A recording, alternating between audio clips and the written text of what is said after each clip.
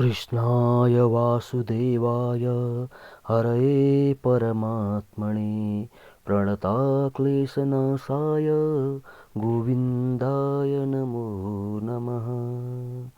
श्रीमद्भागवत महापुराण प्रथम स्कन्द दोस्रो अध्याय, जसमा भगवानका कथा र भगवत भक्तिको महात्म्यको वर्णन छ।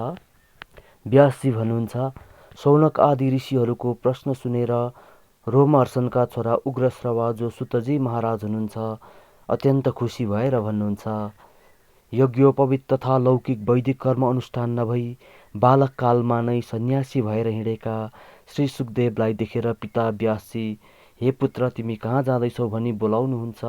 यसरी बोलाउँदा सुखदेवजीका तर्फबाट वृक्षहरूले उत्तर दिन्छन्। अतः समस्त प्राणीमा आत्मस्वरूप भएका ती मुनि सुखदेवजीलाई हामी प्रणाम गर्दछौँ। भगवानका स्वरूप अनुभव गराउने श्रीमद् भागवत अत्यन्त गोपनीय हो। यो वेदहरूको सार हो। ईश्वर सम्बन्धी ज्ञान प्रकाशित गराउने यो अद्वितीय दीपक हो। अज्ञानीहरूका निम्ति श्री सुखदेवले यसको वर्णन गर्नुभएको छ। त्यस्ता मुनि श्रेष्ठ सुखदेवजीको म शरण पर्दछु। मनुष्यमा श्रेष्ठ भगवानका अवतार नरनारायण ऋषिलाई, सरस्वती देवीलाई र श्री व्यासजीलाई नमस्कार गरेर संसार र अन्तस्करणको विकारमाथि विजय गराउने यो श्रीमद् भागवतको पाठ गर्नुपर्दछ। हे ऋषिहरू हो, श्रीकृष्णमा भक्ति हुनु नै मनुष्यको लागि सबैभन्दा ठुलो धर्म हो। निष्काम भावले भक्तिको धारा भगवानमा कहिले नटुङ्गियोस्। यसबाट वैराग्य र शुद्ध ज्ञान उत्पन्न हुन्छ। भगवानको लीला कथामा अनुराग भएन भने केवल धर्मको अनुष्ठान परिश्रम मात्र हुन जान्छ। संसारको बन्धनबाट मुक्ति पाउनु र भगवान प्राप्त गर्नु नै धर्मको फल हो। धर्मले सांसारिक सम्पत्ति कमाउनु कुनै ठुलो सफलता होइन। धनको फल पनि धर्म गर्नु हो, भोगको सामग्री जम्मा गर्नु होइन। पेटभरि खाएर इन्द्रियलाई तृप्त गराउनु नै भोगको सामग्री जम्मा गर्नुको उद्देश्य होइन। भोग त्यति नै पर्याप्त छ जतिले जीवन निर्वाह हुन्छ। निर्वाह गरेर पनि सांसारिक सुखमा डुब्नु होइन, किन्तु भगवानको तत्त्व जान्ने र सत्यको खोजी गर्ने इच्छा राख्नु पर्दछ। जान्ने र जानिनेको भेद नराखी अखण्ड अद्वितीय सच्चिदानन्द स्वरूप ज्ञानलाई तत्त्वज्ञानीहरू तत्त्व भन्दछन्। यसैलाई ज्ञानीहरू ब्रह्म, योगीहरू परमात्मा र भक्तहरू भगवान भन्दछन्।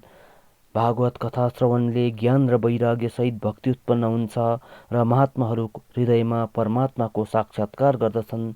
हे ऋषिहरू हो, मनुष्य श्रद्धापूर्वक तीर्थ, आश्रम र महापुरुषको सेवा गर्दछ भने भगवत कथामा रुचि र प्रीति हुन्छ। श्रीमद् भागवत कथा श्रवण गर्नाले, भक्तहरूको सेवा गर्नाले अशुभ वासना हटेर जान्छन् र सजिलैसित भगवानमा प्रेम उत्पन्न हुन्छ। सत्वगुण बढ्दछ र हृदयमा आनन्द लाग्दछ। भगवानको साक्षात्कार हुने बित्तिकै हृदयका वासना छुट्दछन्, सन्देह मिटिन्छ र सारा बन्धन टुट्दछन्। सत्व, रज र तम यी तीन प्रकृतिका गुण हुन्।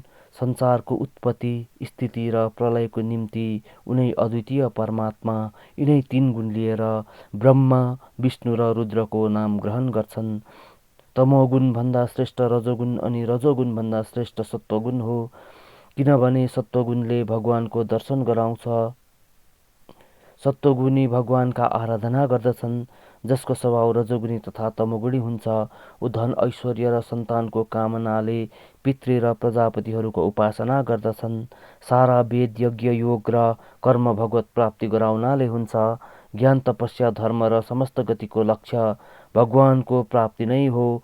तीनै गुणबाट अलग रहेर भगवान आफ्नो गुणमय मायाद्वारा संसार रचना गर्दछन्। एउटै आगो धेरै दाउरामा हुँदा धेरै आगो देखे झै एउटै भगवान अनेक प्राणीमा अनेक देखिन्छन्।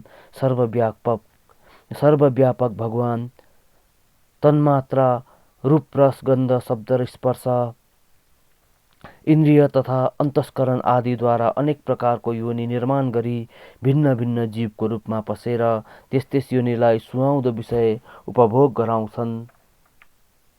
देवता, पशु, पक्षी, मनुष्य आदि योनिमा लीला अवतार लिएर सत्वगुणद्वारा समस्त प्राणीको पालन पोषण गर्दछन् भनी दोस्रो अध्यायमा बोलिएको छ। बोलिए श्रीमद् भागवत महापुराण की जय।